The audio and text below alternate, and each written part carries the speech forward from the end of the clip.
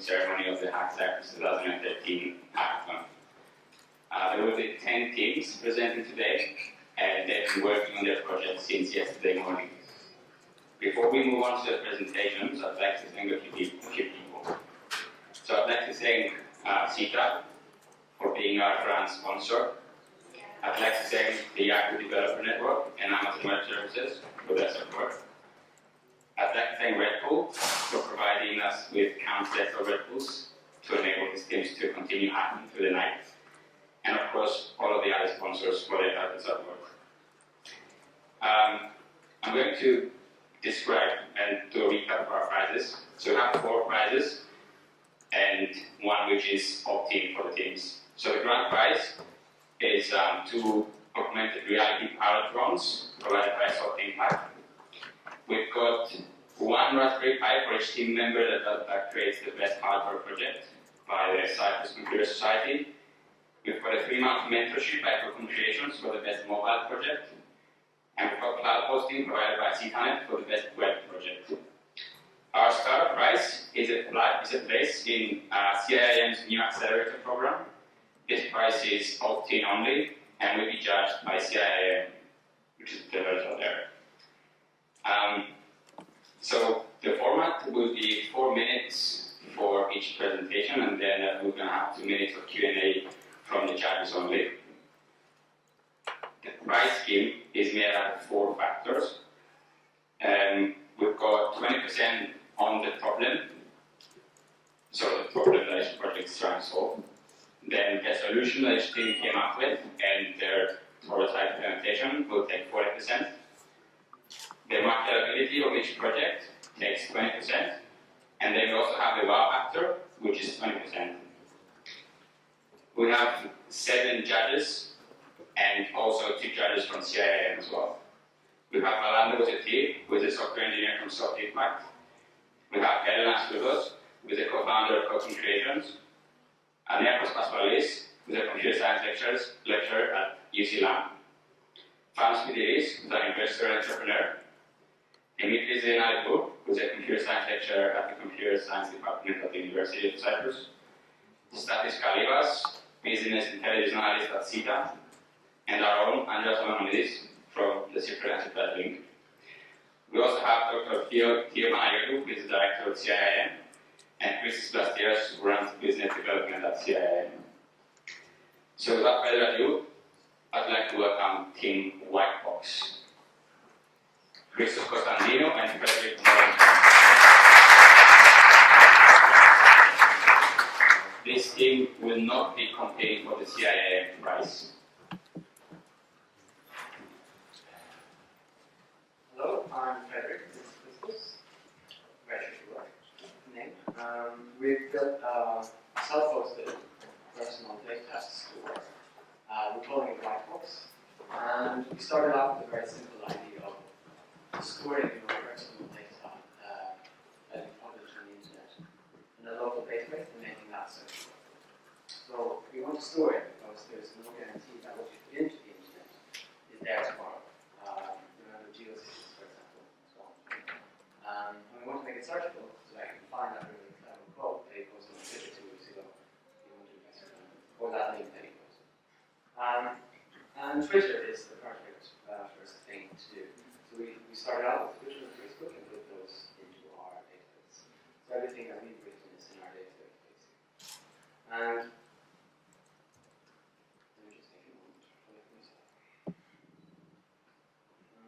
The problem with Twitter is that you can't search in timeline. You wrote those tweets, but you can't find them, basically. So we're attacking that problem. And Twitter and Facebook and Google are already allowing you to extract data, but GeoCities didn't, and my first homepage is home. So that basically is the problem that we're trying to solve.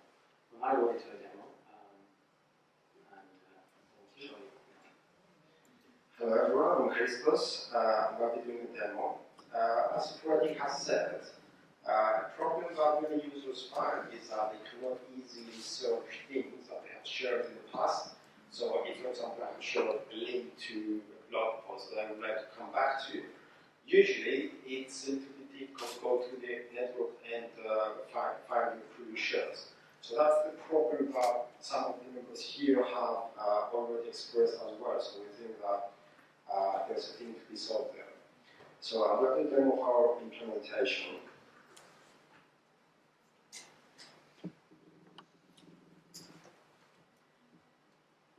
I'm just going to start with Twitter here.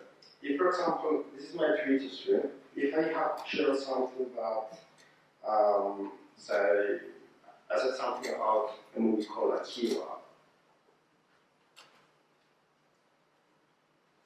you can see that there's no easy way to just go and find something from the Twitter stream. Yeah. It's usually hidden under many pages of activity items in the past. Something involving the internet, I think. So what we decided to do is to build a page where you can actually log your entire Twitter stream and as well as your Facebook stream of all of your posts and make it easily searchable from one place.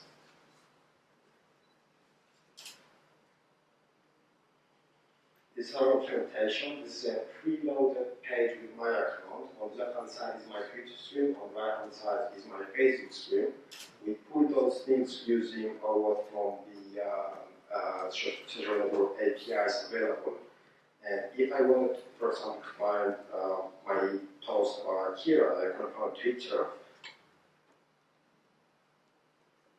I can just type keywords and it will filter down to things that are related to what I'm looking for. So, another example. These are all the things I think are great. And if I was looking for the blog post for a link to it, the first Twitter item, which is that I think is a great read, has the link that I'm looking for. And that's a link that I can just visit either the tweet or open the link until it doesn't work. So this is in terms of implementation. Technologies that we have used to solve this are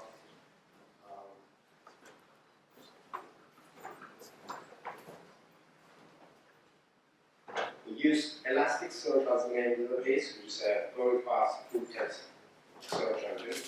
We use the Twitter and Facebook APIs, pulling data forward inside the database. We use Python to create the workers that pull the data into it.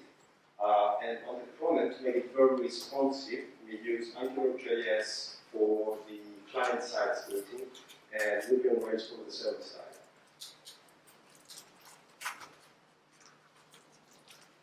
Any questions?